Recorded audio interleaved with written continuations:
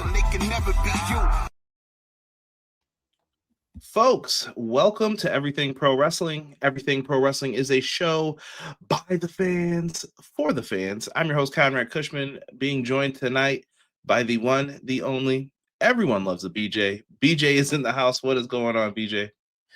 Oh, staying busy, wrapping up a year of a new experience of teaching and having a good time with that, and just starting to dabble back into gaming stream stuff. So balancing it all as usual, but hopefully having a better balance here in just a couple weeks. So there we go. I got BJ stuff up here. Also, it is down in the description below. I don't have the Twitch, but I do have the YouTube channel in there. So make sure that you guys give him a look and check him out. We're going to be talking Dynamite and Collision tonight, most definitely.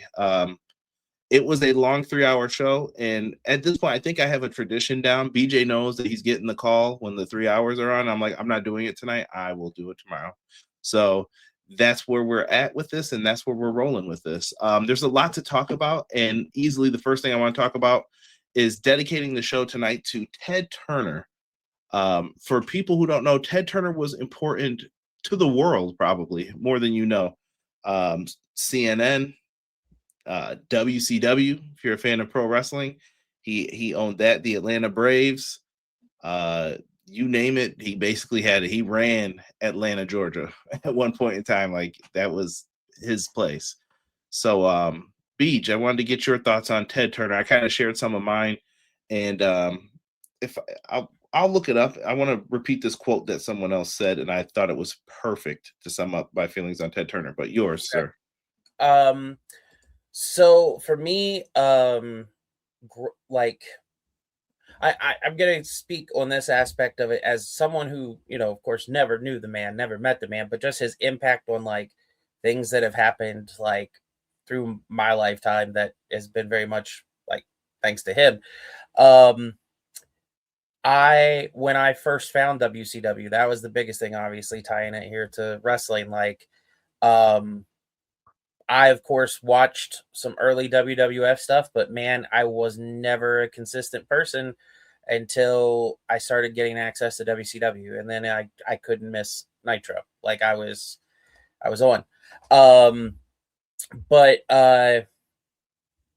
he is, for better or worse, depending upon how you feel about it, he is the reason that we have 24-hour news networks. He is the reason, like, some of my favorite, like, comedy and things that I watched as a kid growing up into a teenager and stuff from, like, Cartoon Network and Adult Swim and stuff like that, guess what?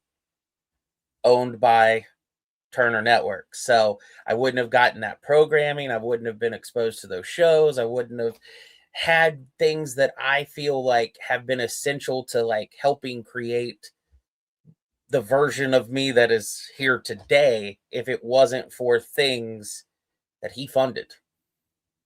And last night, even hearing Sting's stuff, like, it to him, like, if he enjoyed something and he really wanted it and believed in it, he would push for it, even if it wasn't like always the most financially viable thing. Yeah, because wrestling got him through hard times. That's why I took care of wrestling. I want to give credit to Chris, and I hope I'm saying his name right, Vanini. And if I said it wrong, I apologize, brother. But Chris, I thought, had the best, like, I was looking for words to quote tweet, send out a blue sky. I don't know what you call those, blueies. I don't know.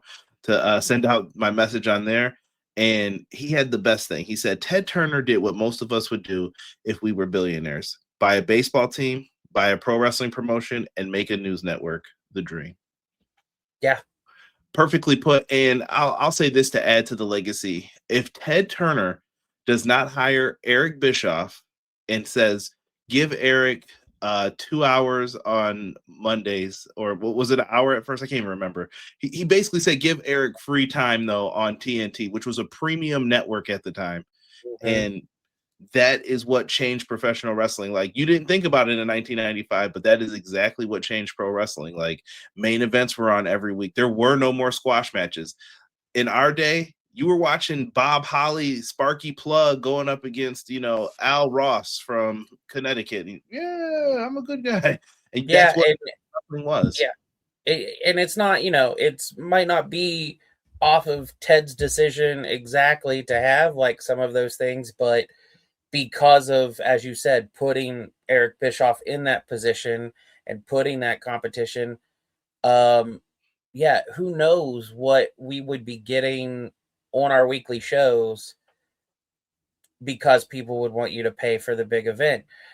Thanks to WCW, we had world title matches happening on free television, and sometimes a change. And oftentimes in that era. Yeah, well, yeah, the belts changed a lot, but I just mean like,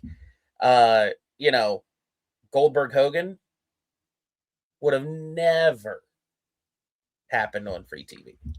Never. They're going to pay for this. Yeah, that changed the game a lot. So he had a lot of decisions and a lot of,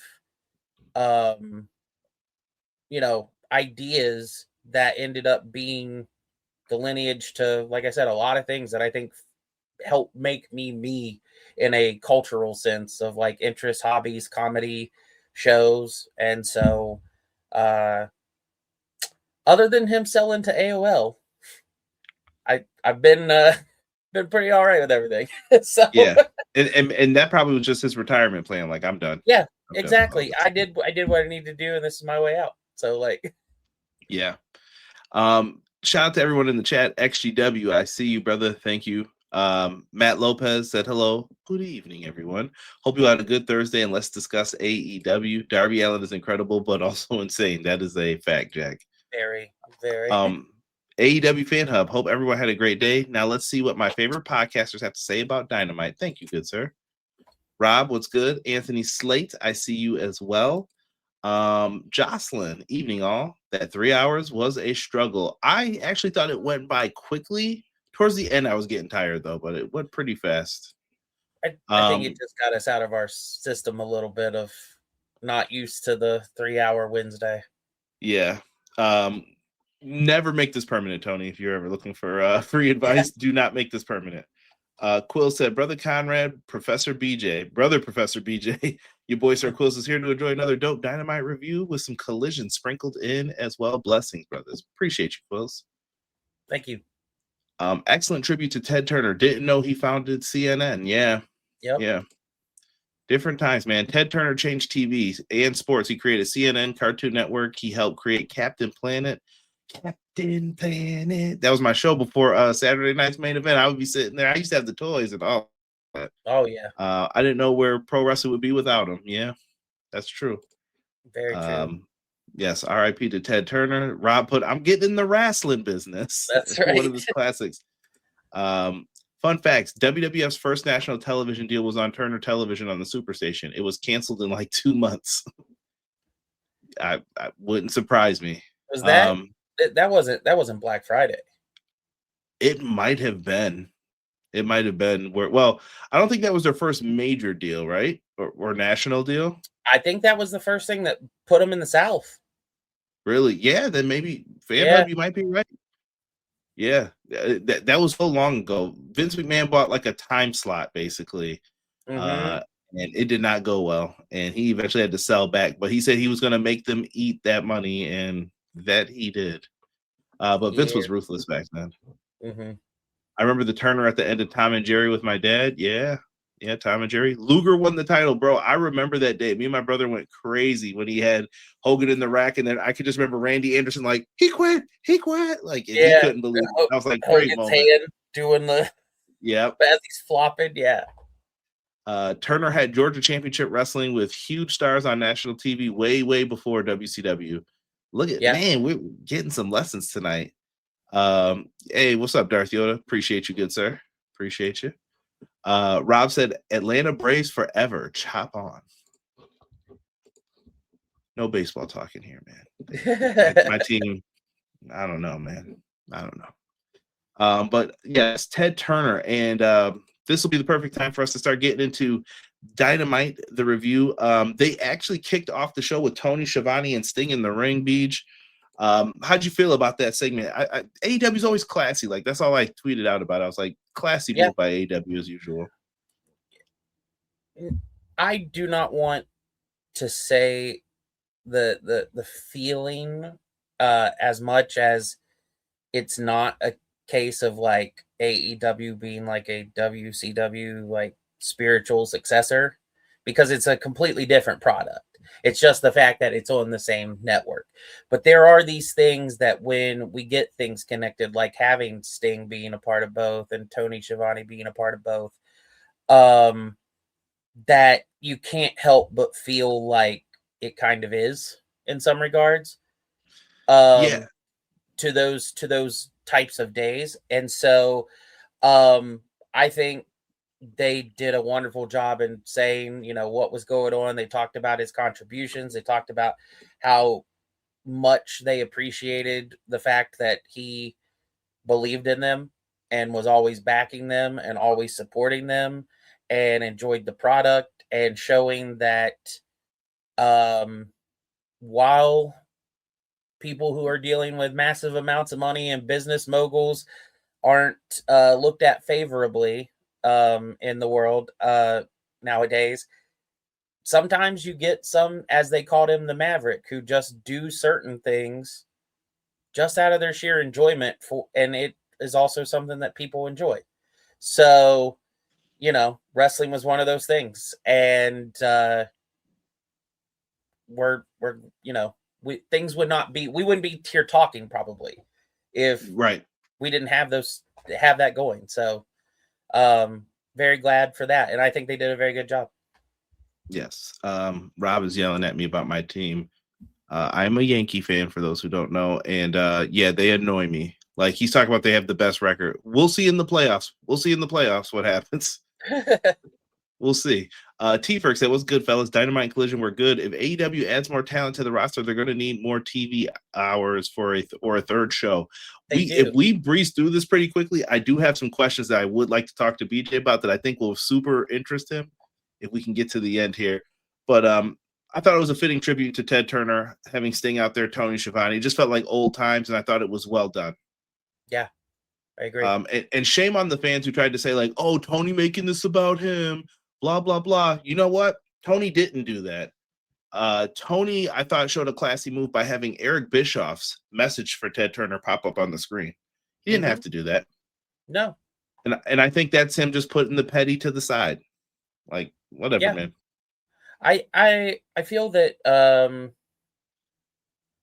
Tony is one of those people, similar to like my statement that I had said to you guys on Monday in the chat, 605 Clash of the Podcast, about, who you are tomorrow is not who you were yesterday.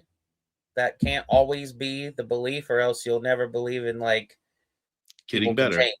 And so giving someone that opportunity later on, or being able to say, hey, they said that then, but this is a different moment and a different time, and maybe this is where the change happens. And I think he kind of rolls like that. Yeah, I agree with what you said right there. Me and Derek had like a long rant about like letting people change, giving them the chance, see if they've changed. But this is the lineup for the Tonight Show. We will make our way through all of this, I promise you. And let's talk about the first match, BJ, on the card. We had Jon Moxley going up against my bud, Juice Robinson. Fantastic. Juice Robinson is probably one of my most underrated wrestlers on this roster that doesn't get enough credit. The stray bullet's just great. The craziness. Glad he grew the beard back because he looked weird without it.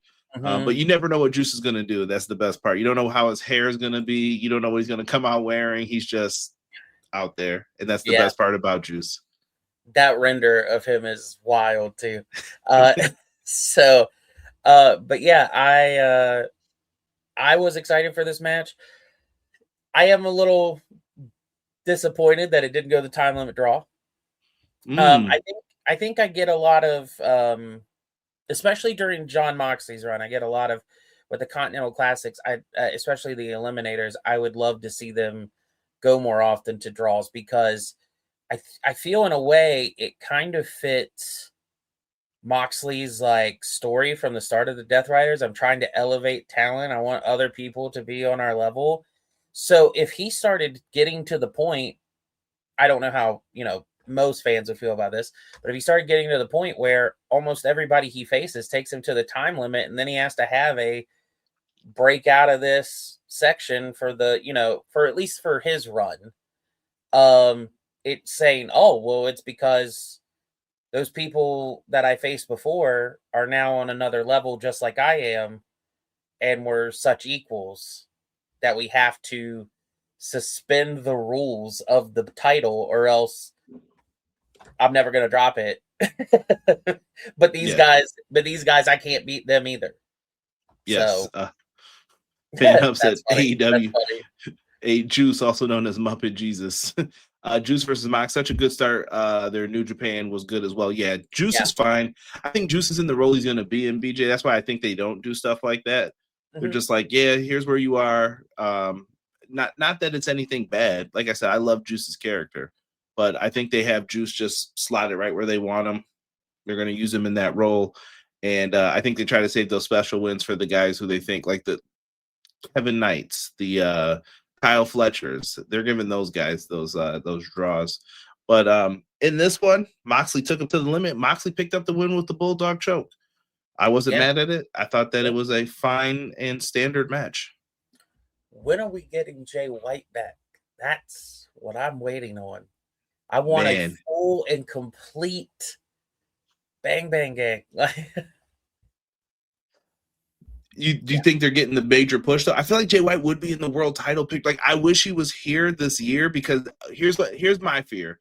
People are gonna complain about this like a year from now. Like, how come Jay White's not in the world title picture? He missed the chance when he would have been in it if he wasn't out at this time. Like, it right now he would be in it.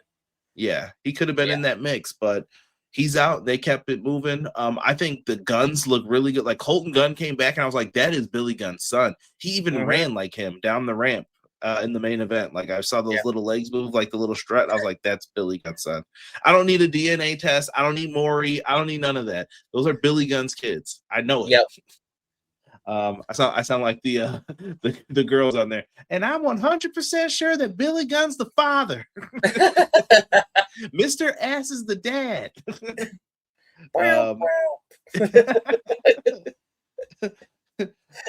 Let's see those test results. Yeah.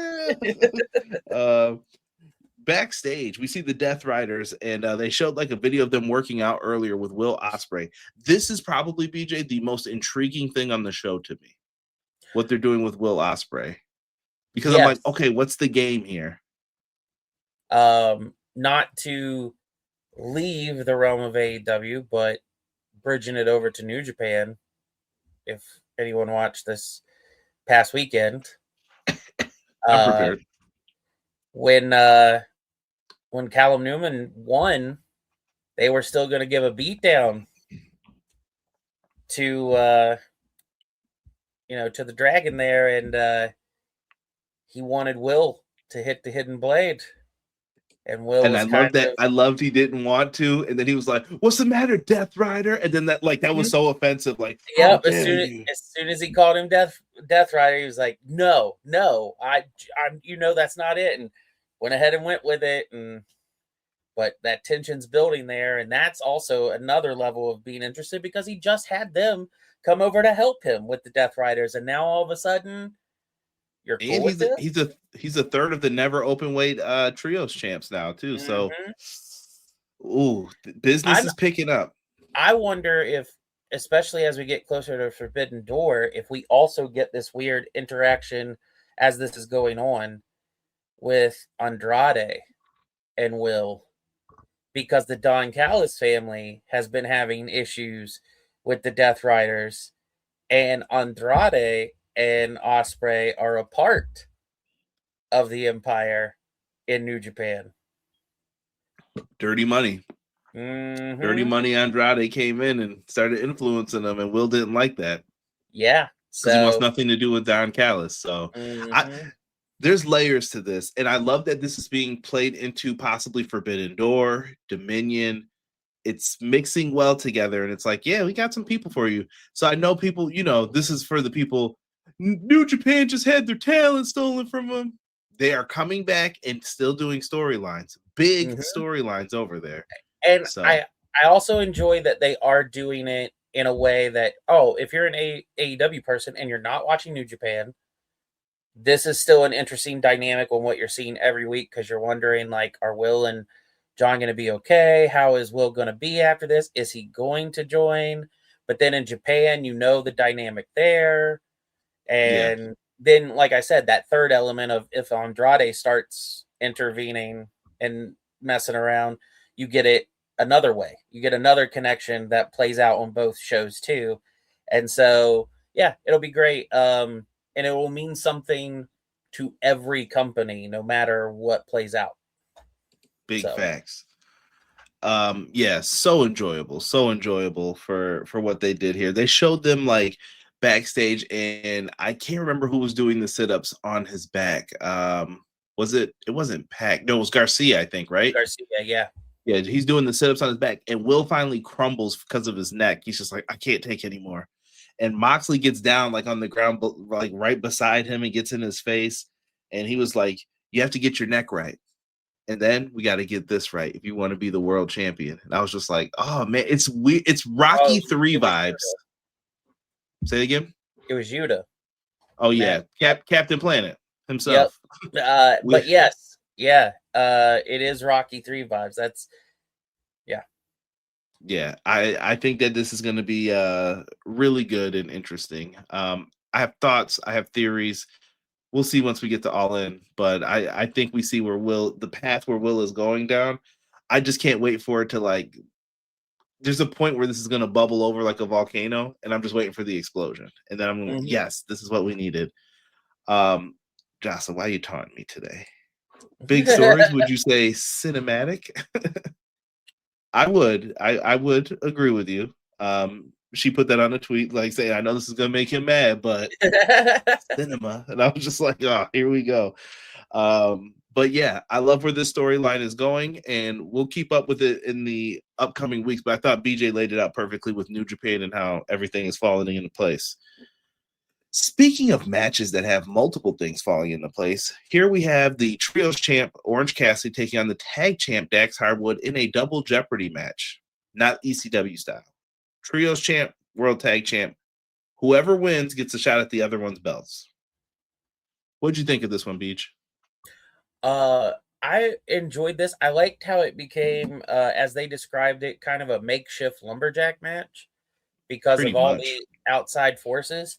I wish that I had got to experience the Horsemen, specifically Arn Anderson, as like I have with FTR, because I really enjoy when Dax gets a singles match. I like them as a team, obviously, and I would prefer them that way. But Dax does really well in singles matches, and I know when I see him about to get a match, I'm like, oh, this is gonna be pretty good. And I wonder if I would have felt the same way with Arn Anderson, instead of when I started getting into like WCW and seeing Arn and them. Of course, I liked Arn, but like I thought he's a tag team guy, so I never thought like single stuff much, and he wasn't there as long. So you never saw like Arn's television title reign? Not much of it, no. Dude, they were fantastic. When you said that, I was like, yeah, you would have loved it. That's what I'm saying. Like if I would have been at that same time or been able to go back and then go through, then I would have thought probably the same exact thing every time I saw him do a singles match as I do with Dax. That's what I keep thinking every time. If you're bored one night on YouTube, bust out like the Arn Anderson versus Johnny B. Bad, Arn Anderson versus Dustin Rhodes. There's some great ones even before then when he was just a singles champ within the Horsemen. Arn Anderson was the king of like television title matches. Like, give me that 10 to 15 minutes and Yeah, I'll make them. And it's the close pinfalls. It's Macho Man Ricky Steamboat. Like I said, they changed how wrestling is. That's every match. Like pinfall 1, 2. Oh, he kicked out. The time's running out. Time's running out. There's just so much happening all at the same time. But this was a really good match. Like you said, both sides had like people involved in the main events. There were people everywhere. Like whoever the dogs are out there in FTR's corner. You had Cope and Cage coming out on the other side. Ciampa's out there with FTR. Like chaos, mayhem for no reason.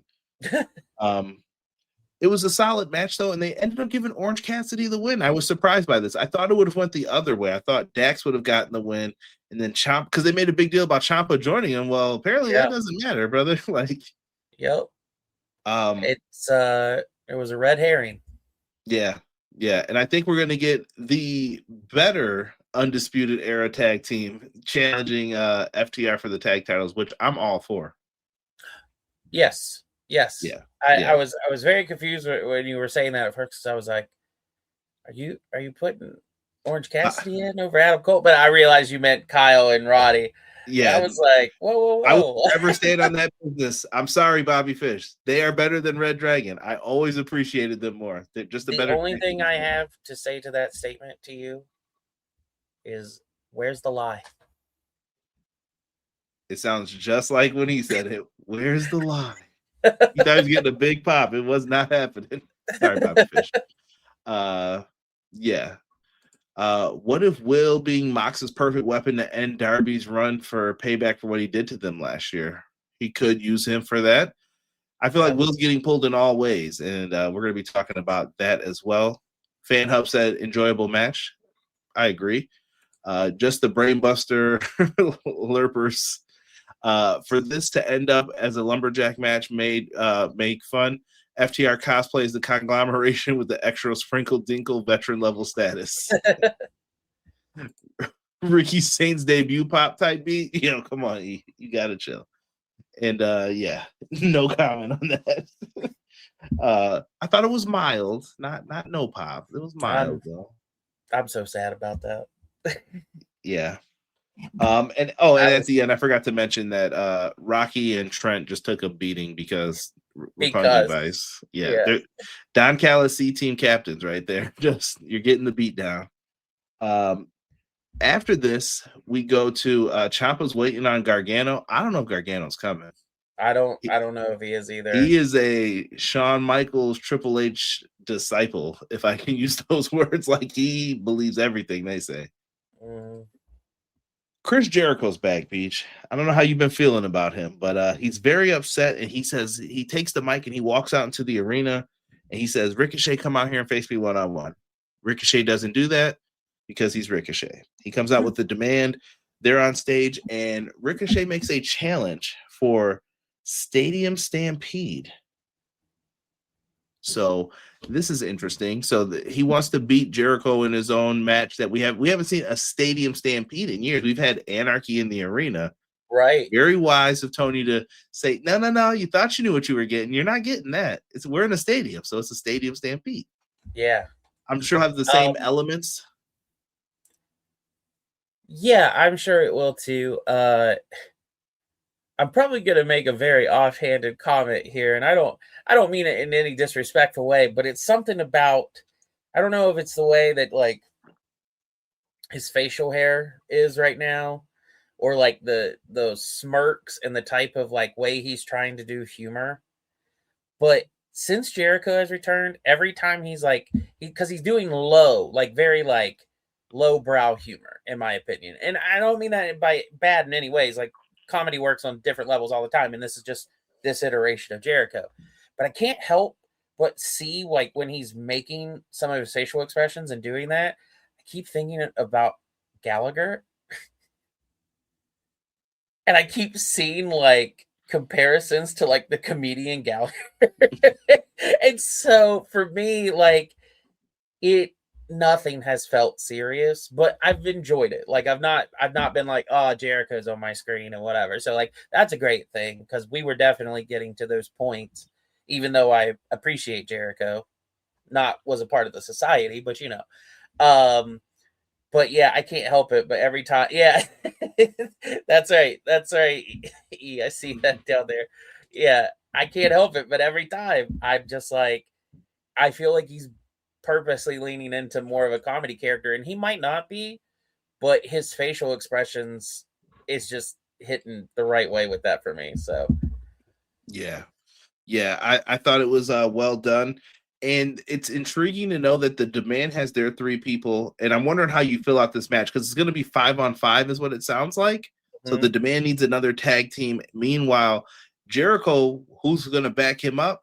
Here comes the Hurt Syndicate and Lashley and Shelton, which feels weird. And if you know anything about the back history with MVP and Jericho from recent times, feels even weirder. But that's the definition of let's do business. Let's make some money. As he said, it's just business. It's just business. And I'm trying to think of who fits into these slots. Do you see anybody? Like, I could see it being the conglomeration and the Dogs. I could see the Young Bucks jumping into one of these spots. I don't know how they fill this out. Is there something that would interest you more than something else? I think I know who the Demand gets. Big Bill? Well, that was one of the thoughts. I thought, are we going to go Big Bill? Or are we going to go Sammy and Roosh? Roosh joining just because he's with Sammy, of course. Or Beast Mortos. The Beast, the lawyer. Yeah, aren't they still tag title or tag champs in ROH right now? Somehow, yes, I believe so. So, to bring up one of essentially what was going to be like Jericho's like prodigy, is seemingly was Sammy. So, and I feel like Jericho's end game is to probably help Ricochet and do some of this stuff, but what is Jericho's real end game? Like, I'm sure in his mind he has a long-term story that's playing out here and he just needs to get to it, because Jericho's first thing's usually never like, this is what I'm doing for sure. It comes later, like, okay, now I know what I want to do. I want to work with this guy and I'm going to do this and get this over. We'll see. Jericho pulled up Sammy for one forbidden door and wouldn't let him go. It was because they'd just broken up. Black delegation, welcome. I wish they weren't married to the 5v5 format. It feels forced the way WWE War Game team size feels forced. Has it always been 5-on-5 for it? Didn't they do like 6-on-6? I don't think they're married to the 5-on-5. I thought that they've had a few different versions of it. Am I wrong? Because who was in Jericho's group? No, that was 5, right? They had, for one of them, they had Kenny, the Bucks, Hangman, and Matt Hardy. Yeah. Was that just a 5-on-5 team at that point? That might have been. Yeah. Maybe. And was that against the Pinnacle? Thank you. Someone told me I leveled up. That was the Jericho, or the, not Jericho Appreciation Society, but yeah, that was the Foundations. I can't remember what the name is right now. And one of the Anarchy in the Arenas though had like 7-on-7, didn't they? I feel like it did. There had to be some though. They had like Claudio, and I was like, who else is in this match? And there's like 7 people, and it was just chaos. But if you feel that way, there's nothing wrong with that, Black delegation. I feel you. Joel, welcome, brother. Appreciate you. Yeah, Matt said last year they had more people, so there you go. Let's keep things moving here. So after we get Mina, I don't know if I'm allowed to talk about this, with Harley, and she ripped Harley's shirt to get her hype for the match, but she wasn't in her wrestling gear. She was just in her bra. And it felt on brand for Harley Cameron, but it was just like, what? I think, we should just, call it Harley and up from this point and just roll with it. We're rolling with it. And it puts us into the next match where we're going to see a new hairstyle on someone, which surprised me when I first saw the graphic. I was like, what happened to your braids? I was about to hit the Mario. You cut your braids off, dog. You really did it. And, you should let me love you. I was going to put that up there, but I was like, I don't know if people are going to get this joke. This might be way too old for people to understand. You cut your braids off, dog. And I thought that this was his hair. BJ, he cut all of it up to the top with the fades on the side, and he has a ponytail in the back. What are we doing? Yeah, he's switching it up. He is, trying something new. I saw him post the teaser about the bounty hunter being back, so I assumed that was a seemingly split off from him and Big Bill, and I still wish TK would put the money out for still tipping, because that's just that's just the theme right there. Yeah, right. But no, I hope that they start doing more with him, and because I think he's got a lot of potential. I've liked all of his work. I see that he can be a dynamic person because of the switch up when they did do the the learning tree. Man, Jericho's had a lot of factions. yeah. And I feel like that one just didn't work. And I'm like, they've been left out in the cold ever since that's happened. And like anything that they've gotten since then is kind of just like, here, we're going to get you some reps. That's it for right now until we figure out what to do. But maybe this is a new leaf. I think Brian Keith, you could put him back in ROH and let's try to get him in the mix of one of those singles titles. And Big Bill, I think he needs to be on the main part of the roster. And I've slowly noticed 3 to 5 people that they're starting to maybe give a little bit more attention to. And even if it ends up in ROH, they're people that have needed that attention and stuff. Who are the people? Leo Rush, Brian Keith, Ace Austin. Yes. Those are the big 3 that I've noticed for sure happening. I went out of my way last week to make sure Ace Austin got recognized. I put it on Blue Sky, I put it on X, wherever I could. I was like, yo, that was a really good match by this guy. You should use him more. He's right there. So yeah, he's fantastic. And that'll be part of our conversation. But Okada and Brian Keith here, man. I thought that they had a solid match. Like I said, fresh new haircut as usual. And Okada hitting beautiful drop kicks like he always does. This was a solid. He gave Brian Keith some in this match. Like he hit some big moves, but you're not overcoming the Rainmaker, man. And I love Okada's theme too. I know a lot of people are like, oh, this new theme's not the old one, blah, blah, blah. No, I'm like, no, this new theme rocks, bro. I will listen to this like just regular walking around. I'm like, yo, this is nice. This is nice right here. It is. And he's not that old Okada anymore. Yeah, that's right. He's sticking up middle fingers and being a jerk to people because he's mean. He's a meanie. And I love after the match, he wins. He's like, yeah, I know I got another match coming up at Double Nothing, but that guy ain't nothing. I want the world title now. And it's like, what? And he's overlooking Takeshita. Big mistake. Big mistake, I think. Big mistake. So more on that momentarily for this show. Beej, we run into the ops after this. They're talking about Will Ospreay. And basically, Joe brings up what I said last week. We helped you before. You owe us. What are you doing out here with Moxley? It's like you're being recruited by the 2 gangs, the Greasers or the Socials. Like, where are you going, man? Which side are you on here? And Will's got to choose. What did you think of that? And Hook's filming a movie, apparently. So he only had Shibata and Anthony Bowens, the new member of the Ops, with him. How'd you feel about that? How do you feel about Bowens being in the Ops, too? I'm fine with Bowens being in the Ops. I think he's needed something else other than the Acclaimed. I don't know how much at what standing the Acclaim still has. I don't know what's going on with Max Caster, but then again, I've never known what's going on with Max Caster. I'm glad for Anthony Bowens having something else, and I hope that with him joining the group, he's not going to be the fall guy. I want him to be like an enforcer and get bigger and better in the group. So I'm here for it. Nice. And then Joe's message to Will.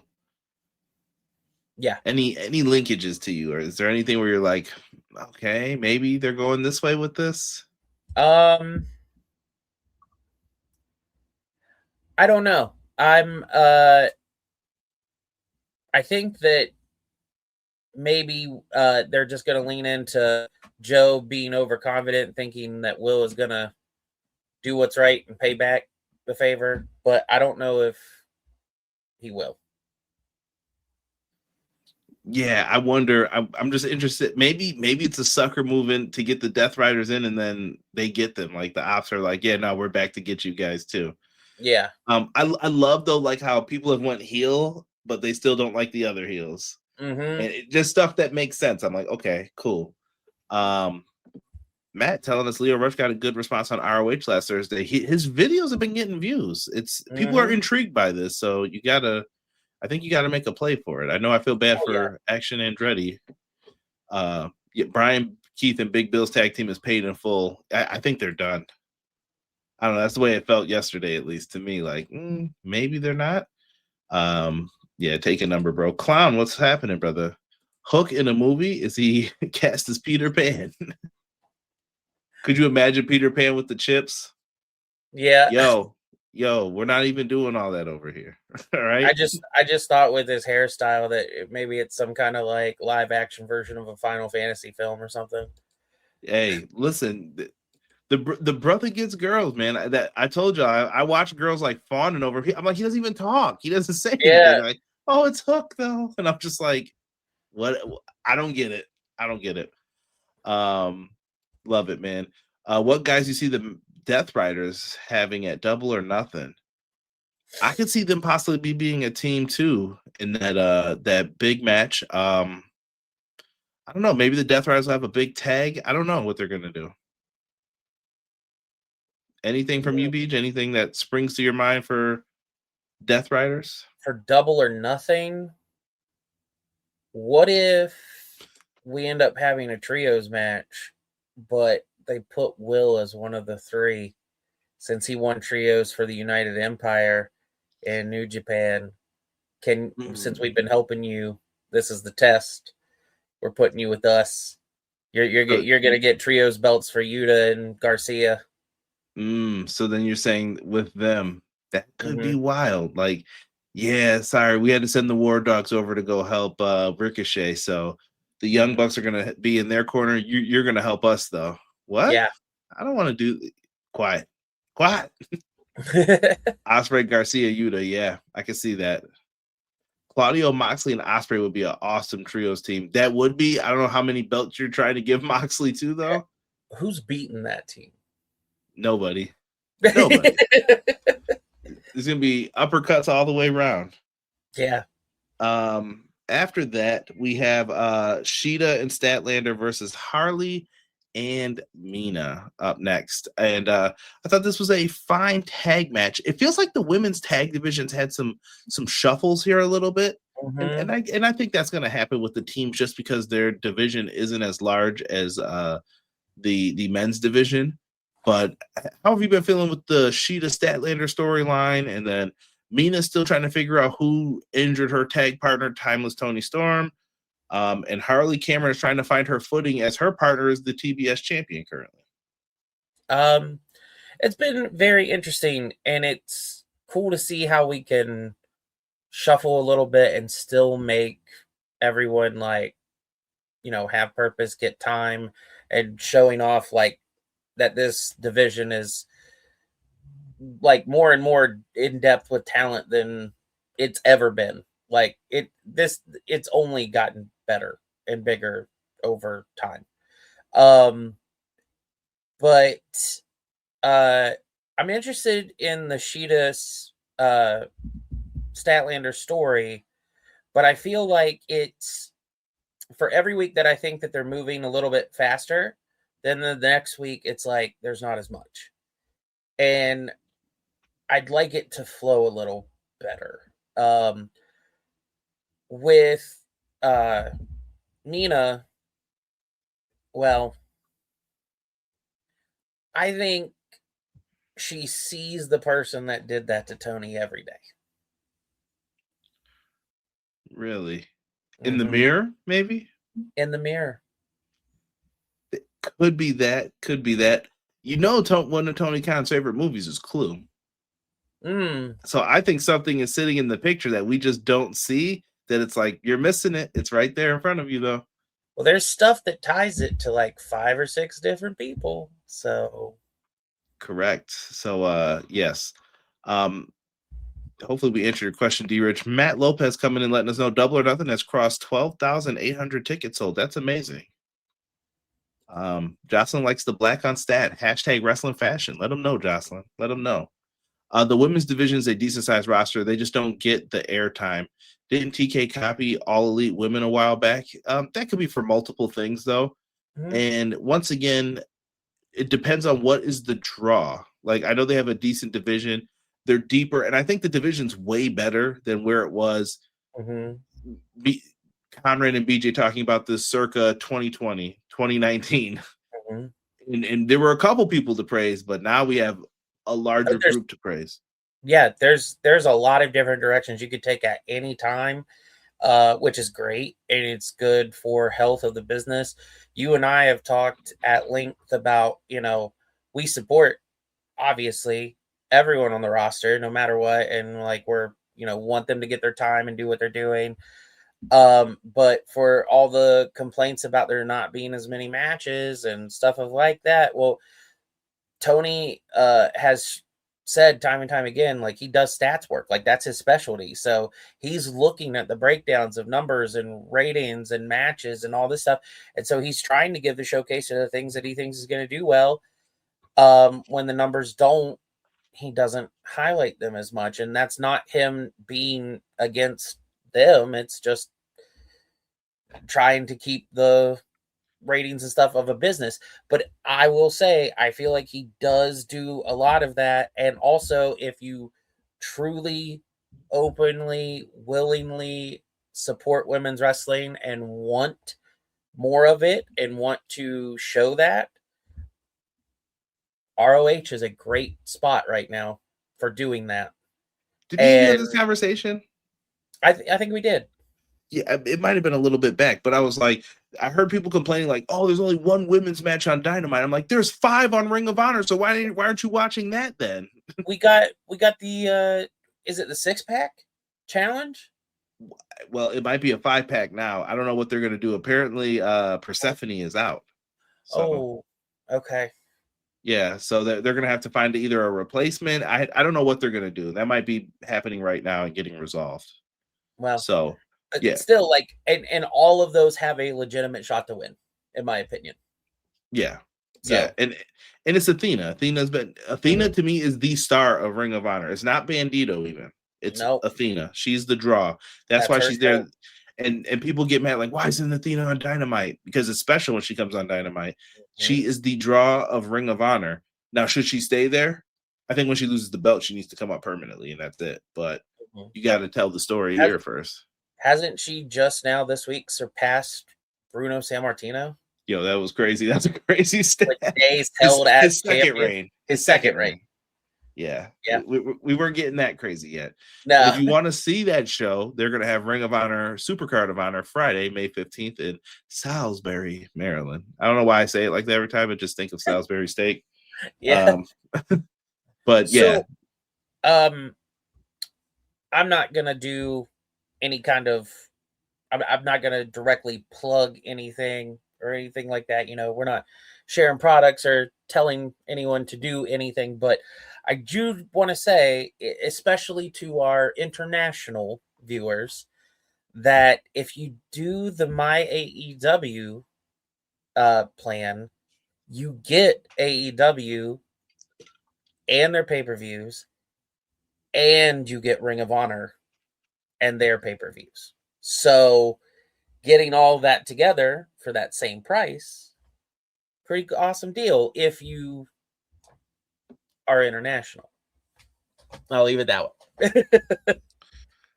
Well, while we're ripping through all of this right here, we will talk about it. Sheeta got the win by pinning Harley for her team. Like I said, Harley's woes continue here as her partner moves up. Mina is lost in the shuffle, and Statlander and Sheeta keep getting wins. So I'm like, well, where is this going? They had the tag title shot already. They didn't win. So we'll see. Yeah. Maybe they end up piecing it together. And Sheeta's mean now. So very hard. Very hard. She's still likable, though. I love it. Sheeta was one of my favorite. Then we get Swerve. He's back, and he started talking about wanting more power. and then he brings up his challenge to Bandito. So basically, Swerve's coming for Bandito, and I think that that's going to be a fantastic match. Now, I don't know if this is because Blake Christian's got the shot at that ROH pay-per-view Supercard of Honor. When is the Swerve match happening? Is that a double or nothing match? Where are we going with this? And Brody King was offended by this later on in the show. Like, he was like, you came after him, and it makes sense. Yeah. He wanted to be the most dangerous man, and they said it was Brody King. Kenny made him mad doing that. So then he was like, okay, well, now I'm going to come after Bandito. So Swerve is just being evil to do it. And I'm happy right now with at least Swerve's in the mix of that upper mid card still. Oh, and they haven't forgotten about him.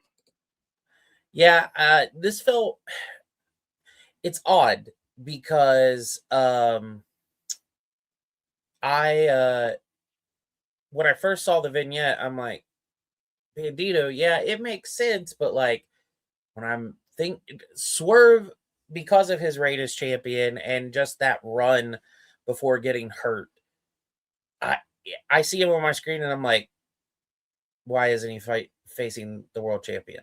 Why isn't he facing the world champion? And because I'm just thinking of him as that level of a star right now, which there's tons of people in AEW that are that level of a star and are all over right now. So it's very interesting.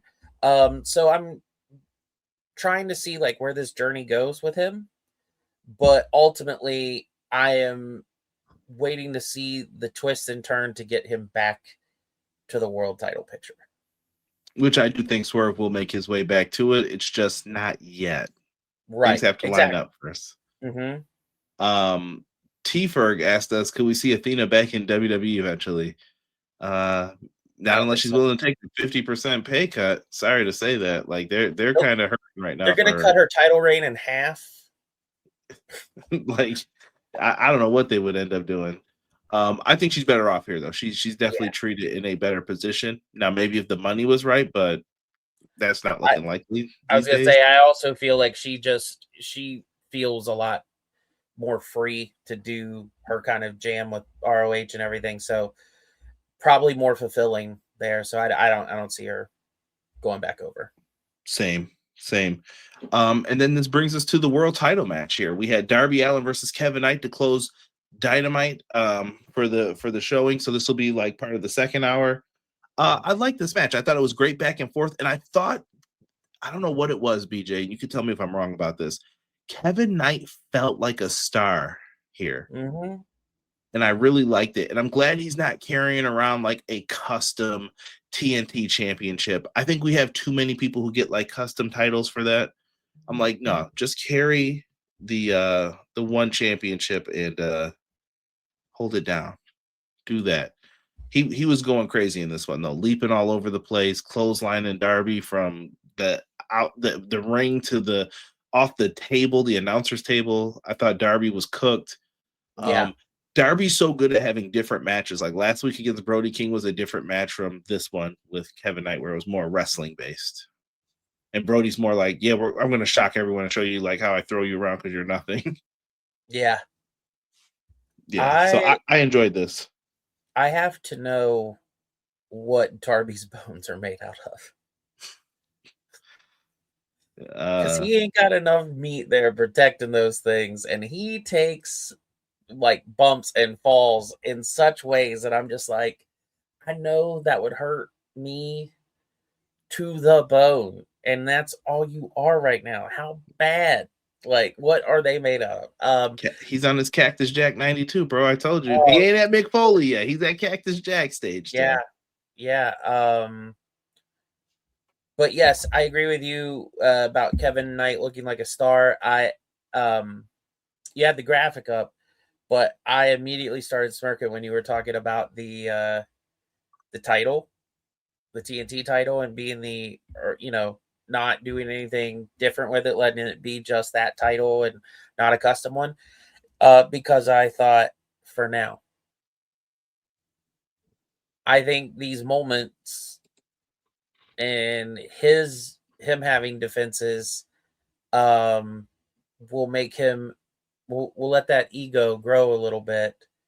And there's something that you actually said a few weeks ago, and I still I don't know if it's just hoping, but I would like to see him with Swerve. Yeah, I think I could see them eventually getting there. Like I said, there's that upper mid card of people. I always call it like the Eddie Guerrero spot, where you're like, you're always right there, and I could put you in the Intercontinental, or I could put you in the world really quickly. And that's Darby, that's Swerve, that's just that Bandito, Brody King. Like, it's just that middle ground where I'm like, oh, perfect. But that's what I'm saying is Swerve going for the world title with Kevin Knight by his side as TNT champion. I could see that. I'd be down for that. Yeah, Clown said when the title could be traced back to Brody Lee, don't change it. Fan Hub, I know Kelsey's not a fan of it. He feels like it's like the Orange Cassidy All Atlantic International title run, and he thought it was awful. And he just said lose already because it's just matches every week, match. But I think this is to tell a story, though. I agree. I'm still defending the Orange Cassidy. Oh, I love the Orange Cassidy one too. We disagree on this, me and him, but because it took the guy who was aloof and didn't want to put in a whole bunch of effort to putting in so much effort and wanting to hold on to that thing so much that his own overexertion cost him. And that's huge. Darby kind of mentioned that everybody gets their like 15 minutes or whatever. And I think that's why this run is what it is because he's saying, okay, well, if this is mine, then I want it so that I look back at it and say, okay, if that was the 15 minutes, I did so much in it. I did so much in that amount of time. And I think that might be the story. I don't know if it plays out the same. I don't know if it plays out with exhaustion being the thing that costs him or his own self-destruction.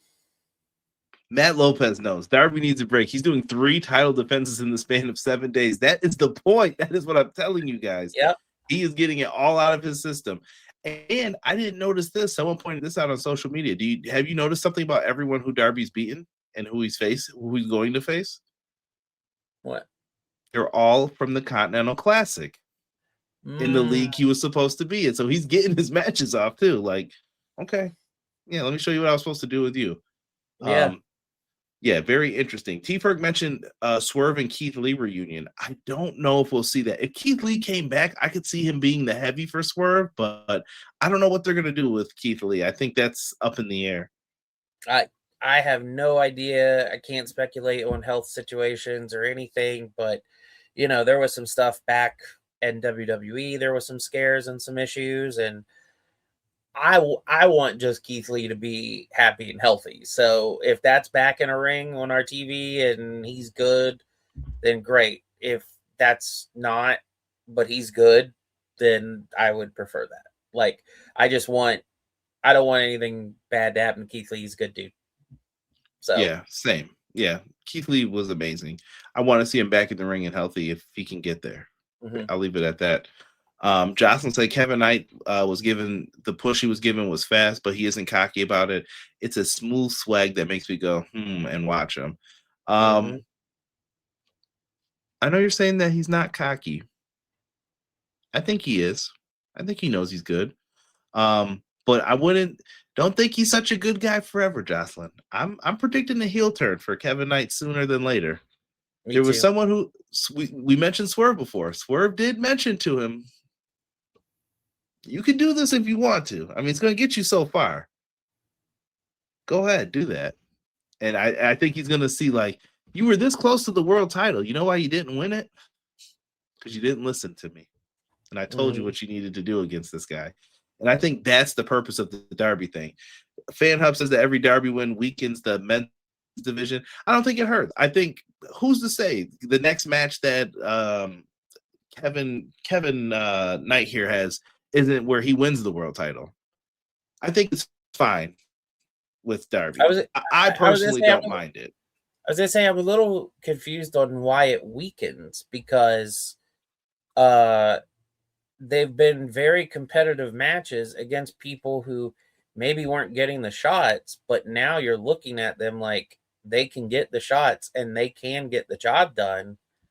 And it's been 3 people who have, you said, been in that upper mid card.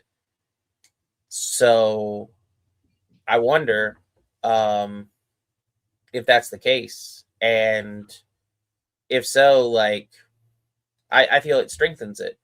You know, it's a different way of like how it was with Ric Flair. I thought that was what MJF was doing, was the Yeah. Ric Flair run. And right now I feel like we're in this Jeff Hardy, Mick Foley type of run because they're keeping you on your toes. This is less so more to do with like, oh, you're weakening the roster versus no, I'm putting on great matches for you every single week. Come watch my product because I hear how sick you are of the other one. Mm-hmm. You're mad at a bad WrestleMania. Look what we're doing over here. You're mad at these cuts that are happening. Come look and see what we're doing over here. We got stuff happening over Look here. at this So showcase. Look at this guy that was just over there and now over here putting on this amazing match that I don't know if you I'm sorry if you did talk about this, but he put the quote online, Tommaso Ciampa, from their match a few weeks ago, that he said he felt like he found his wrestling soulmate in the ring when he wrestled Darby. Yeah, Ciampa's just amazing. Like So that was such a well wrestled match too. Like the move to the outside that he sacrificed ended up being the reason he lost. Yeah, that move Genius, was terrifying. genius stuff. yeah. Please don't ever do that again. Darby gets the win here with multiple coffin drops. He coffin drops him to flip him over, and then coffin drop again. Darby ends up getting the win here in a fantastic match against the TNT champion. Sting comes out, raises both guys' hands, and oh, Darby's run is like Rio with the Women's World Championship, but it's 2026, not 2019 anymore. I didn't mind Rio winning the championship either, though. Like I said, I don't. Here's my argument with this, Beach. I'm sorry. I've always said this, and me and my dad used to have this argument. My dad had like that old wrestling promoter brain where I'm like, all right, Dad, let's just talk wrestling for a second. If I told you had to choose between 2 people to be your champion, and I would go 2 extremes, Great Khali or Rey Mysterio, who would you pick to be your champion? Rey Mysterio, hands down. Me and you are in full agreement. And he would just be like, I gotta go Khali just because. I'm like, listen to what you're saying. He's not gonna sell you any merch. He's not gonna do anything. Rey Mysterio is gonna sell masks. He's gonna be cool. Kids love Darby Allin. Mm-hmm. Merchandise, underdog, gonna pull a great match out of anybody. Yeah, you can get fast pace. You can get technical. T-Ferg, spot of the night. And you would think it would be Darby doing something crazy. No, it was Kevin Knight, of course. Yeah. Of course. Fantastic work. And I love that him and Speedball are still together. Makes me wonder too, though. Maybe Speedball turns on him out of jealousy. Oh no, though. He said we suffer through a Khali run. Yo, some people believe that, man. They're just like, yeah, no, it's got to be the big guys, the champ. And I know that's not what you're saying, but and I don't know if that's what you're feeling, but when you compare Riho and Darby, I'm assuming it feels like it's a size discussion. Yeah. Where I don't care about size. That doesn't matter to me. I'm looking at popularity and what are you going to do? You're the world champion. Can you keep eyes on you? Can you keep attention on you? And how good can you do different styles? And anytime Darby wins a championship, he always does this. He burns himself out, just burning the candle at both ends. Yep. Which brings out MJF after this. And he says, Darby, all right, enough of the games. I want my rematch. I want my title shot. And he says, no. He said, what do I have to put on the line? Darby said, you got to put something up, man. You haven't earned this, and I want something on the line. What did he offer him? The scarf at first? He was like, no, I don't want your scarf. How about the Dynamite diamond ring? How about $1 million? No, your money's no good here. I used to be homeless. I don't care about your money. And I was like, hold on, player. Hold on now. Big Siege is over here like, I'll take the $1 million. Yeah. You can wrestle for $1 million bucks. Sure. But Darby didn't care. Principalities of the character, obviously. But he said, I want to take something from you. And I thought this was smart. I've seen people complain about this online. I've seen at least 3 people complain about this, BJ. Okay. Separate creators. Oh, this is lame. Oh, it's targeted. He tells MJF to put his hair on the line. MJF is a vain person.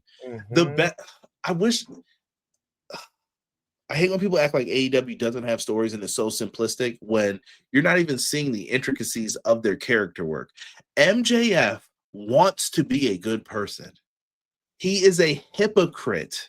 He lied the night when he said, I beat Kenny Omega so easy. And then what did he say when he lost to Darby? I just had a grueling match with Kenny Omega, blah, blah, blah. And then I easily kicked out of the One-Winged Angel. And I'm like, dog, do you hear him? He is lying opposites. He wanted to be Adam Cole's friend. He thought they were friends. And was he going to turn on him? Probably, because he didn't know what he was going to do. But MJF doubting himself is the best version of MJF. Yeah. And that's what they want him to do here. And he's going to find some slick way to slickster Darby out of this title, in my opinion. Early prediction. But he gets him to put his hair on the line. He said, you went all the way to Turkey to get that hair fixed, which, if you know, you know. He did something because that hair was back. It was looking like BJ. He was going my direction, and he started looking like BJ again. He had a full head of hair, slick back. Hey, I'm heading your direction too, man. I'm holding on. I'm holding on. Speaking of knowing about vanity with hair, like, oh, you putting that on? I know I'm gonna lose mine at some point, but I ain't putting it up today. Like I'm not ready for that transition yet. Yeah, I'll accept it when it's here, but I'm not ready yet. Listen, I had to make that move. MJF, I put up the scarf. I could buy that lame ass scarf for $5 on the corner. By the way, I did. MJF's hair on the line is perfect with MJF. Remember, MJF is the person. Mystico wanted MJF's hair on the line last summer, and he refused. Makes sense. Oh, you mean you don't watch CMLL when it's on Triller TV? You don't watch CMLL when it's on YouTube? Like, these things matter sometimes. Great point, Matt. Like, excellent point. Fan Hub said third hair versus hair match. But if it means something, like I said, this is my global view, Kelson, on like pro wrestling. Like, mask versus mask means something in CMLL. It doesn't matter how many times you do it. The match just means something. Hair versus hair, as long as you're delivering on someone getting that haircut, you're fine. Everything in the Darby story is rehashed. I just think everything in wrestling is rehashed, though. I don't know. Am I being too loosey-goosey on this? I do get yelled at sometimes for, you're giving this too much of a chance, man. No, I've been fine with it. I didn't even think about it being the third one in AEW. T-Ferg says, is it foreshadowing a Darby loss? Some say it's too obvious. I don't see MJF getting his hair cut off. I apologize if this is a blind spot for me. And last night, it's been a very busy week, but he didn't accept, did he? Not yet, technically. Exactly. So look at BJ. What's to say he does? What's to say that he is contemplating what his answer will be, and Darby drops that belt before that? Nah, they wouldn't, would they? And then MJF has to deal with someone else with a different situation. Nah, they wouldn't do that, would they? I don't know. Don't mess around here, BJ. Don't mess with me. I don't know. Might tease it. And isn't that the beauty of sometimes just doing a random title drop? You don't know. Listen, if you could have saw my face, I was shocked. Shocked when Samoa Joe won the title in that cage match. I was like, what? It was so funny that it was so funny. It was like the week before where I was telling you, like, he could win it tonight. And I'd just be like, yeah, guess he did. Like, I could believe it. And then turn around. Yep. All I can see is that pool of blood coming down his face too. Like, oh goodness. Yeah. The only way he gets his hair cut off if it's for a movie role. That maybe it is. We don't know. Yeah. We don't know. See, the fans that are in this chat, which you guys are passionate pro wrestling fans, and I love all of you for your different ideas. Even Kelson, like, I know Kelson's disagreeing with me. I have no issue with that. He's coming respectfully. He's just bringing up how he feels, and that's perfectly fine. I love that. Yeah. But we are the easiest ones to fool, because if BJ planted that little seed of doubt like this, what do you think they could do? They're just like, Yeah, we'll just do that. No, Yeah. Oh, Connor thinks Will Ospreay's definitely going to Texas to be the champ like I did last year. No. Now we're going Hangman instead. Like, yeah. and it made I thought sense. that was a done deal. And then nope. Actually, the bigger picture here is so now is it Ospreay this year? Could be. Does he run through that Continental Classic and show that he is the guy? Jocelyn said the chance that MJF could lose his hair is keeping me interested over another bloodline story. Hey, you're not wrong. That's how you feel. Young boy, what's good? Welcome in. We're talking about Dynamite from last night. We're just getting over to the collision portion, which I think we'll end up going through this pretty quickly. AEW medical doctors backstage talks about Will Ospreay's neck, saying that he should be cleared for next week. I don't know how he went to New Japan, then it got cleared. Way to make them look inept, but that's fine. And then he said his neck is getting better, so whatever you're doing, keep doing it. So that's the reaffirmation of the Death Riders are helping you. It's working. Yep. So maybe Moxley does know what he's talking about. Just why would he listen to him? They're telling you why he would listen to him. They think about these little things. Man. All right, so we go into the next match, which was Speedball versus AR Fox. This was just a banger to have a banger on the show, which is what Collision is sometimes. I thought this was a fantastic match. I hope AR Fox is all right. I know he landed pretty hard on one of the spots there, but Speedball gets the win with the I forgot what he calls that finisher from the second rope, but he basically did from the second rope, double knees right on the side. Have you pee and blood for a week? Like, it was over for AR Fox. He went down for the count. Anything from you on that one, Beej? I just always appreciate AR Fox. I still get really bummed about the tag match that could have happened for him at All In, but Swerve's trajectory could have been completely different too because of that. Like, we never will know. I know. It could have been completely. AR Fox could have been with them and like, yeah, we're the top thing in this company now. Yeah, it's so odd to know what the difference could have been for that moment. So I don't want that to forever be a blight. I want to see him do some stuff, like do more, and I think he's very good at what he does. So I could see Swerve forming another group too. I don't think it's over for them yet. Maybe the embassy does come back together. Factions make the world go round in AEW. And Prince Nana. That's right, my friend. That's right. Girl, sit down and shut up. Hopefully my wife's not listening to this right now. She'll be like, really? But yeah, Willow Nightingale cut a good promo, I thought, on being the TBS champion. What do you know? Making your secondary belts feel important. Like, I'm happy that I'm this champion. Thank goodness for Ted Turner. I've beaten 9 people. She's basically the comeback killer, they're calling her. You come back, you think you're returning and you're going to win this championship? No, I put you down. And they just show her gut-wrench powerbombing everybody. And I think it's been fantastic work. And I love this title reign for Willow. I think she's just crushing it right now. There will be a test of that comeback killer very soon, I'm sure. And will it hold true, or does what's the Money match? Thank you for reminding me. It's Ultima Weapon. Marina's massages are working. I don't know what the Money match is. I think we don't see her back until she's lost all her championships. There's only one belt for her to hold on to. Hubs, what's good? HW Weekly, Clash Podcast, Monday, 6:05. BJ already promoted it for us. Hello. Yeah, I don't know, man. Yeah, I see her coming back for that tournament though. Oh, I do too, but I wonder if we get one of those situations where we think she's back and she's going for Willow and she's getting that title. And does Willow stay true to the comeback killer, and then that just spirals her straight into that tournament? Ooh, Ooh, that wouldn't be bad. And that would be your 10th, right? Mm-hmm. Could do that. You could do that.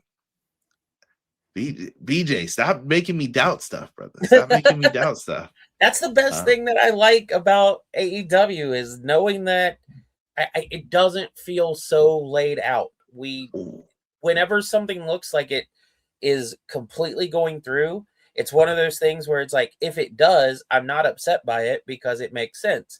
But if it doesn't, and it also makes sense, then what do I have to complain about? Because either way, it wasn't just from nothing. There was purpose behind it. Yeah. Matt believes Britt Baker's going to return and end Willow's run. They could do that. That could be the person who finally stops her. I'd pretty be down with that. I'd check that out. Pretty fun. And I think we all know this. Keep this in the back of your brain for later storage. But Willow Nightingale and Chris Statlander are going to get a women's tag title run. It will happen eventually, I believe. They might be one of like the best women's tag teams that we've seen. Mm-hmm. So we'll have to wait and see once we get to that part of the run for them. From here, it's Pac backstage with the Death Riders, and all of a sudden he's talking crap about Darby. He was like, Darby, you know that we're 2-1. You've only got one win over me. So that means that I should be next in line for a title shot. I'm like, brother, what are y'all doing to this man? What are you doing? And the match is made official. We can promote the show now. They have Fairway to Hell happening. It's a 1-hour live special on Saturday. It's going to be on TBS, HBO Max, West Palm Beach, Florida. It's at a SoFi center, which is like a golf arena. We have the national title on the line, Jack Perry versus Mark Davis for the national championship. We also have the Divine Dominion, aka the Road Warriors. They're going to be in action. And now we have Pac going up against Darby Allin. Darby Allin and Pac on a golf course, not playing putt-putt is crazy work. So something's about to happen. And I demand all of you, if you're online and you see them talking about this, ask them to make this a charity golf event for AEW. I think it'll be fun. That would be awesome. Yeah. I know somebody's getting hit with a golf cart in that Darby match. Right? Don't say that. Sammy, hopefully it's Sammy again. Sammy's standing there cosplaying as a caddy and somehow still gets yes. But I feel that, and then I think that's a solid lineup, especially for a 1-hour show. It's going to be good. I'm interested to see if we get a title change with the national title with Mark Davis. He's been putting in that work. He has, and I just wonder. This ain't the day of him tagging anymore either. So he's right.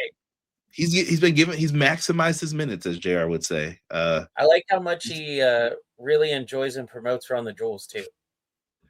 Yeah, fantastic with the move. I know exactly what you're talking about. The name of the move, and in his render, he's doing the sign for the band.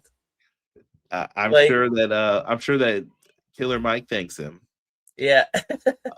Darby needs an excuse to jump off something in the SoFi Center in the golf arena. By the way, that was one of the reasons why I picked Run the Jewels. If you heard one of the background songs recently, I think it was for Clash, though. I used it. It was because I was thinking of Mark Davis with that. I was like, let me use this instrumental. Classic. Coffin drop on the 18th hole is crazy, bro. Crazy. This 1-hour card almost looks better than Backlash. Come on, y'all. Come on. Where's the lie? just to throw back to earlier when we were talking. Listen, Hater and Sky Blue ended up having a match. This one was fun. I felt bad for Sky Blue on the finish though, Peach. Mm-hmm. She definitely took that Haterade right to the back of her head, landing off of that second rope. But a fantastic finish. Looked brutal. I'm glad that they didn't have Tekla yelling like her line. What has she been calling them? Dumb bitches or something like that. Like, yeah, ease up on that one a little bit. Ease up, because I don't want it to become like you have to constantly repeat the phrase. Don't turn this into your bit. Yeah, don't turn this into Now, your bit. I will say, I love Thekla. I am so on board. But yes, you're right. Like last week, promo with Sky Blue didn't need it as much. The one where she was out in the arena, yeah, that one worked. So Yeah. like pick and choose, but yes, I'm overall a huge fan of her. I keep saying this, and I'm not trying to do it to put her in like a specific box or whatever. I just see it like the way that the matches play out. She is the ultimate opportunist Edge, but in the women's division and this generation. And I On love this it day. because I loved that Edge too. So like, yeah, I'm all about it. After he did Matt Hardy dirty, I just never trusted that guy. And I'm just like, I mean, I feel like that only added to the character in a weird way. Like the scumminess. yeah, like oh, when he cost Kofi in the eliminate, like yeah, of course he did. What else? Yeah, so I feel like Thekla is gonna get there herself too. Like not hopefully over anything real life like that, but through the constant like finding a way, subverting a way, or just doing something really terrible to make a match not happen or insert themselves into it.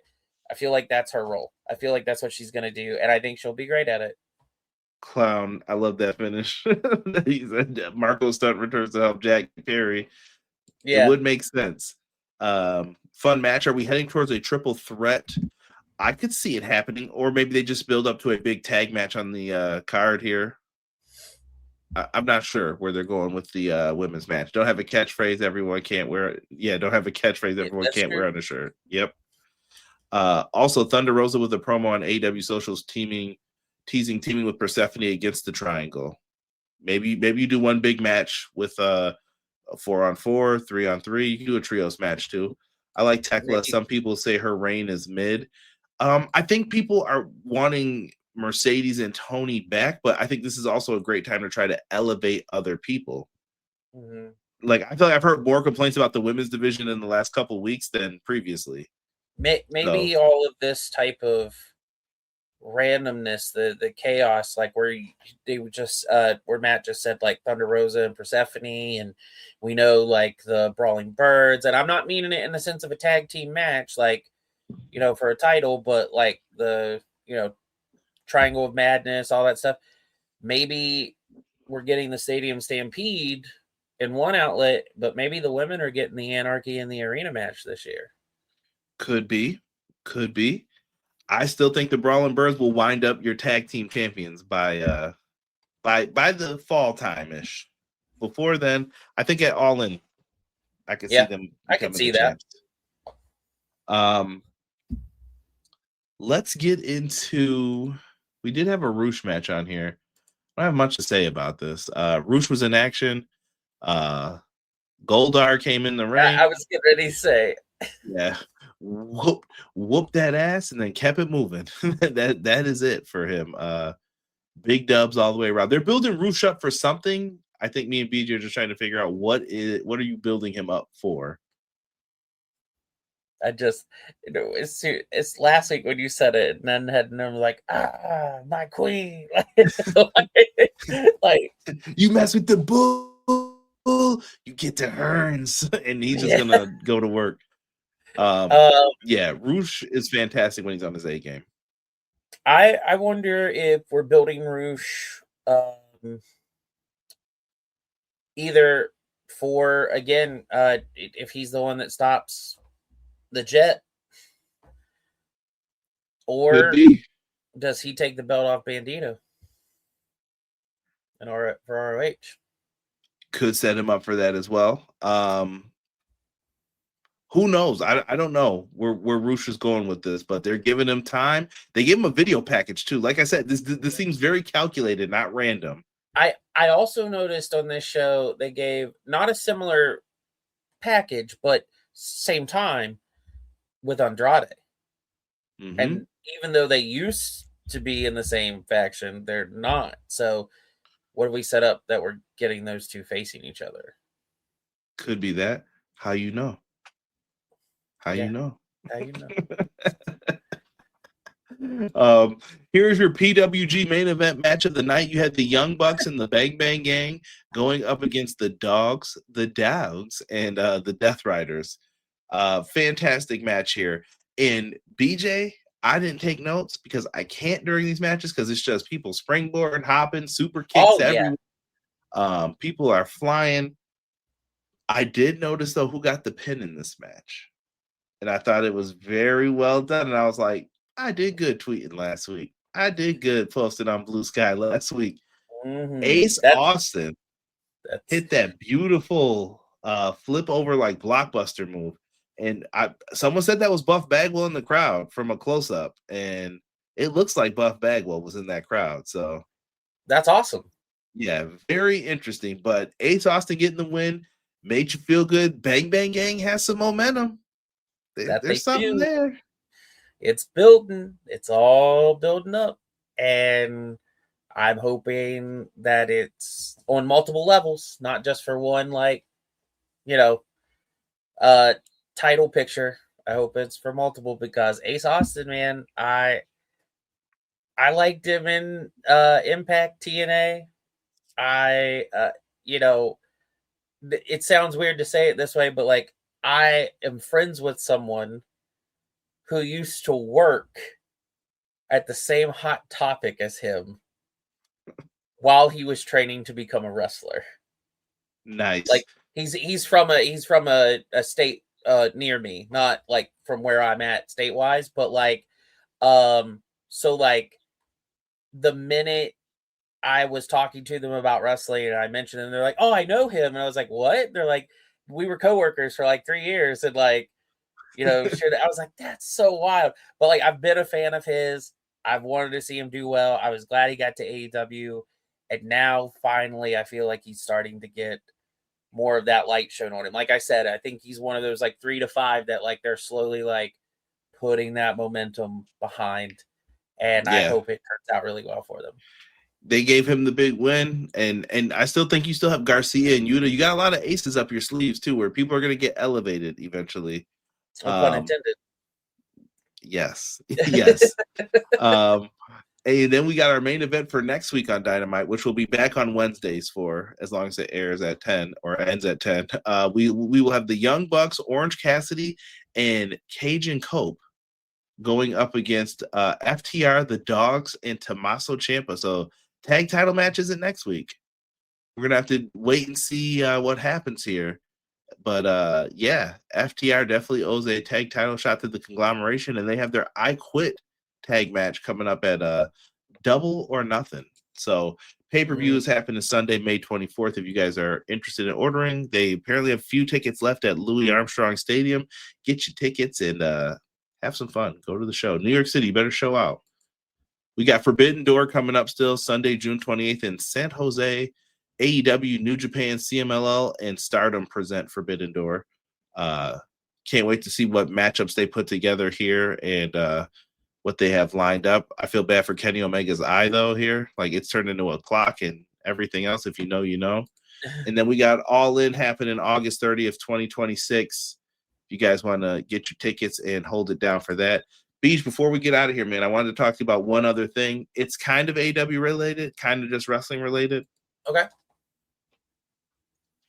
The list of WWE departures, BJ.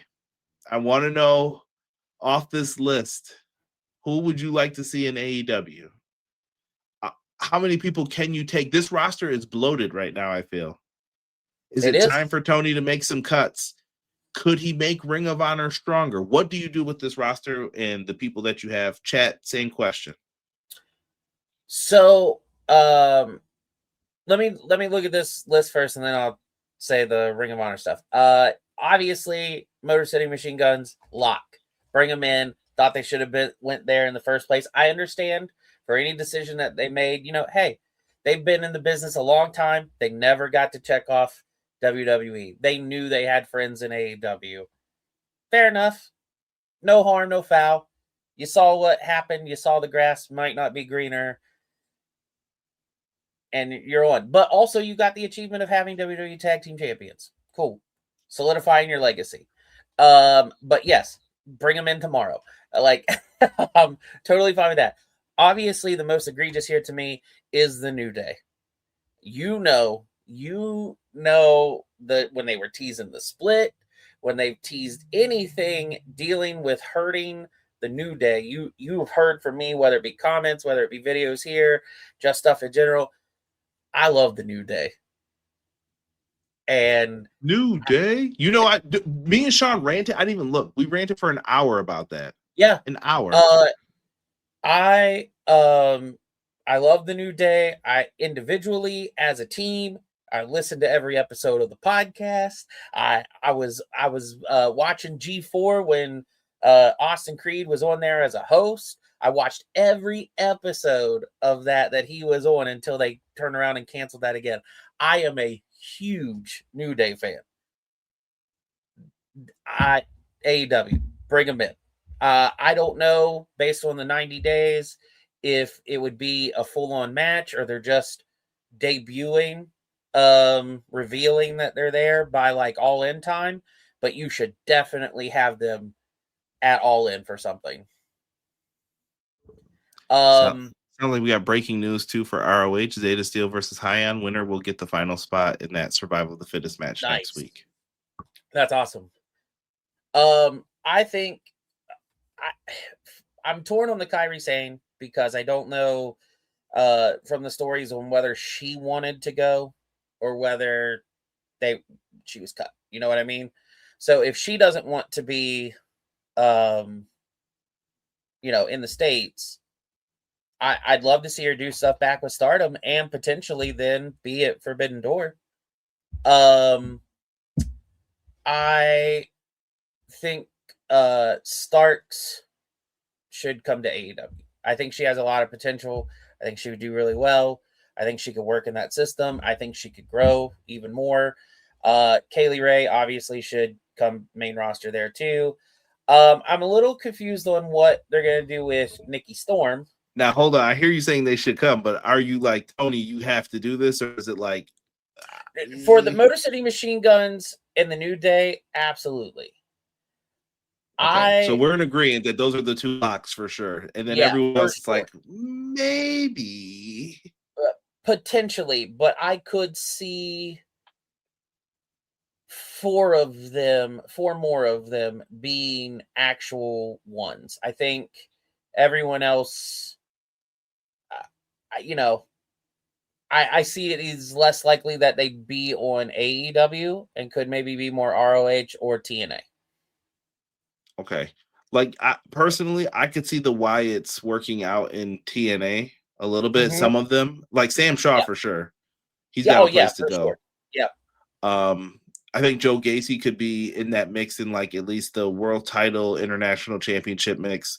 And I think Alistair, if he goes there, certified main eventer. But how do you feel about him in AEW? Like, we saw that little rumor leak. I didn't bring it up on here because I thought it was fake the moment I saw it. I was like, yeah, no way. Yeah, same. I felt the same way. I will say, just like what we started talking about at the beginning of who you are before is not who you are now. So could that be something? Sure. But do I think Tony's going to give him that elevation right off the bat? No. Not immediately. He's going to probably bring him in, like, as you've mentioned, he does other talents. Like, you're going to be losing first to see if I can, like, how you handle that, if I can trust you. And so I wouldn't rule it out, but I don't see it as likely. I think Santos Escobar would be more of a lock than Aleister Black.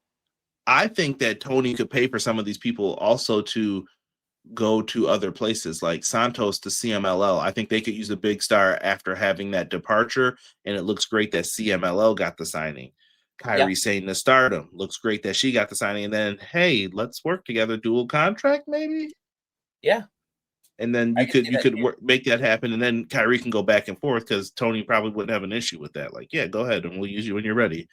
Right. Andre Chase, I don't know. Uhaa Nation would be the last one. Like I said, Kaylee Ray, I'm definitely with it. But Uhaa Nation, I feel like you could put him in the demand possibly. Oh, yeah. I agree.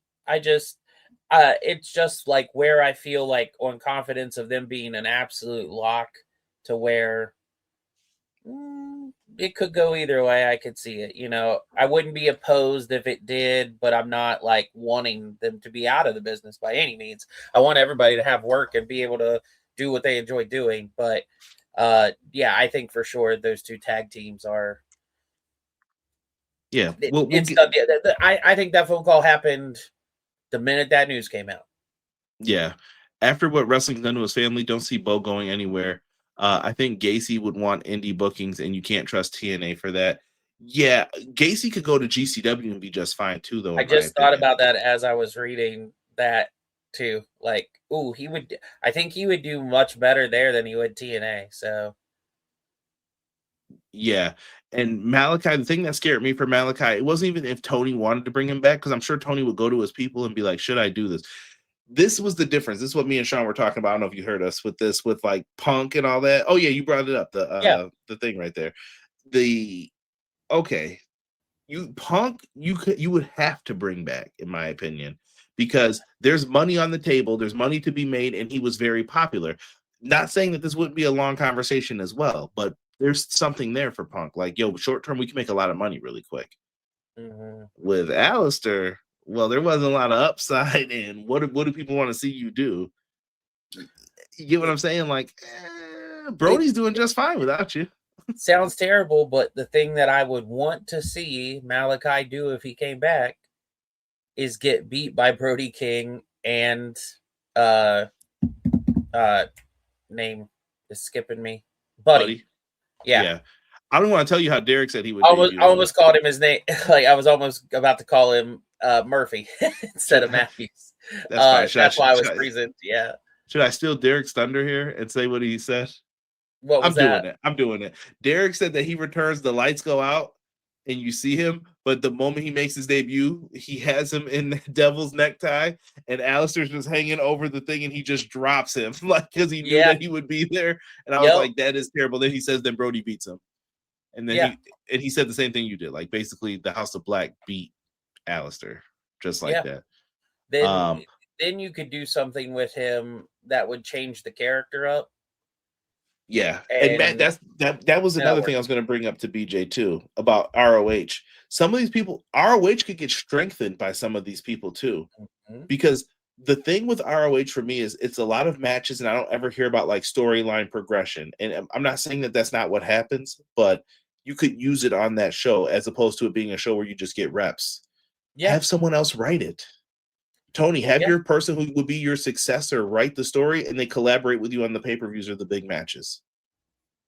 I immediately thought of a, obviously hypothetical, but we see that Billy Starks is going to go up for the title again against Athena, and that friendship and everything going to dissolve. What if another Starks came in to be Athena's heavy? Ooh. So she would use the phrase Starks or something, and you would think it would be Billy, but she never meant Billy at all. Zoe Starks, you gotta listen to me. You gotta have trust in me. Yeah. Starks, and she thinks that she's talking to her, and it's actually not her. It's BJ, money, bro, money. So good. Put Apollo with the Hurt Syndicate. I don't think that's a bad idea either. I don't either. The issue is you got to figure out if you are turning Kevin Knight heel, where are you putting Kevin Knight? And then Apollo's got to go somewhere opposite of that, possibly. Like, figure out what you want to do. And I'm going to say this: Stokely needs more people to manage. I love him with FTR. Let's get some more Stokely on the show if we can, though. Why not? I don't care if he's with Ciampa. Put him with Ciampa then. Like, whatever you want to do, set it up. Remind me, I'll put BJ's thing in there. I'll put his social media stuff in there. Hey, I did put it in there. Thank you, good sir. I forgot. I must have had that last time. Subscribe to BJ's channel, everyone. Don Callis family needs more people. No, they don't. No, they don't. we get enough complaints about them. We get enough complaints. No, they got to start running. They got to start running ROH too. That's the thing. Your new champs, Roppongi Vice. yeah, we'll have to see what moves they make and how things shake out. Next week we'll have a super card of honor. We should have some more matches and have a preview for that for you guys. BJ, thank you for filling in for Derek. I always love talking wrestling with you. You are greatly appreciated, my brother. Don't be like this guy and pull any fast ones on anyone. Sorry, he deserves the burial. But with that said, Beach, promote your stuff and then take us on out of here, brother. I mean, he put in the comments, you can check out my YouTube and my Twitch. It's both Everyone Loves a BJ. Going to be kicking back up with some more games here just after next week. And trying to get back rolling into stuff, but I like being kind of it doesn't truly fit yet because there's three mainstays. Well, I actually we'll include Rob because he's always here on the awards. So I'd like to say that I feel kind of like your fifth Beatle of what's growing with your channel. You got Derek and you and Sean with your separate things, got Clash, and then of course Rob's here every week and then doing the awards. And so I'm like, hey, like I'm available, I'm here. As you said, 3-hour special, I'm in it. So I appreciate that, and I'm glad to be here. And thanks for having me on. And I'll be back with you all Monday in the chat for Clash of the Podcast. That's right. Thanks for having me. Hold it down, man. If you guys like this video, subscribe. Check out some of our other cool content that we have up, and we will catch you guys on the next one. Thank you for joining us for this 3-hour stream. And yeah, we'll be back next week. And check us out on Clash Monday 6:05. And we'll be back next week with another Dynamite review. For me, BJ, we are out.